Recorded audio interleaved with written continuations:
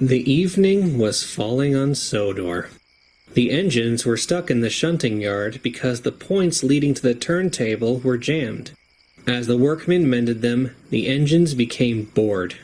They all wanted to rest in their nice, warm sheds. To pass the time, they began to talk about the upcoming Halloween celebrations. I heard a little boy on the platform saying he's going to be a zombie this year. Percy said. What is a zombie? It's a monster that is said to be a dead human come back to life. Or at least that's what my driver said. He saw a movie about them with his wife once. Edward explained. Edward then chuckled.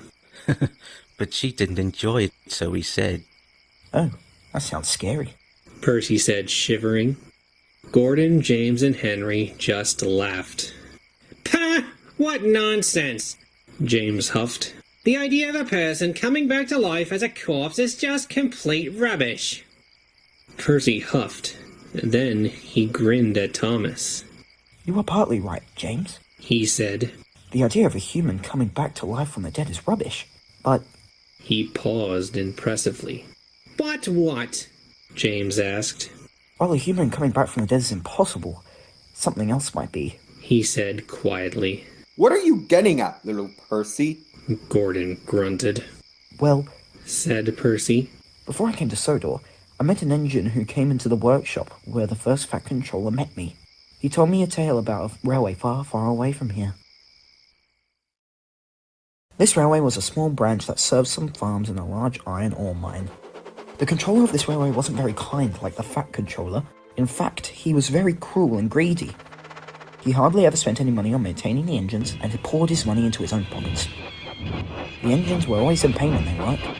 The drivers, firemen, and mine employees felt sorry for the engine's pain. They lodged their complaints with the controller, but he didn't care. Soon, the farms and mines began to use the roads instead, using horse and cart instead of the rail line. Unless the controller did something, he finally caved and promised that he would find a solution. And he did. Percy paused and gave a shudder. The three big engines stared in shock. What did he do? Henry asked. One night, one of the engines, number 3242, was asked to stay at a special shed that the controller had reserved for him.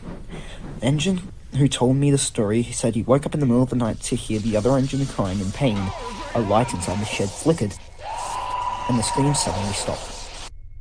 After a few moments, the light went out and the shed doors opened. He closed his eyes to pretend he was asleep. As he heard the footsteps crunching away on the ballast, he opened an eye and saw the controller walking back to his office. The engine went back to sleep, thinking it was just some dream. Percy paused, shuddering again. Oh, how wrong was he? The three big engines stared in horror, enthralled by the story. The next day, the controller met the people who complained at the station. Ladies and gentlemen, I've heard your complaints about the pain of the engines. Rest assured, I have taken steps to fix this. Let me introduce you to the new and improved number 3242. The engine was in the yard and saw what happened next. There came number 3242, creaking and groaning like always with his scratched paint. Men gasped in horror. A woman fainted. The controller just chuckled. Where the engine's face used to be was now nothing but a smokebox door. I've taken care of 3242's pain. He won't complain anymore.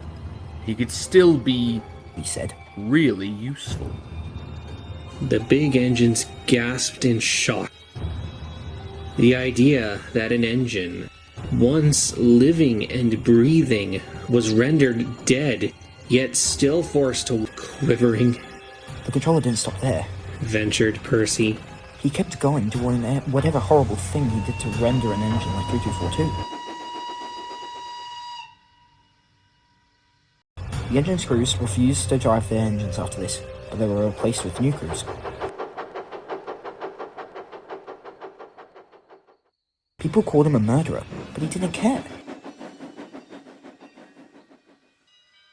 I am the controller, and engines are best seen and not heard, was all he said.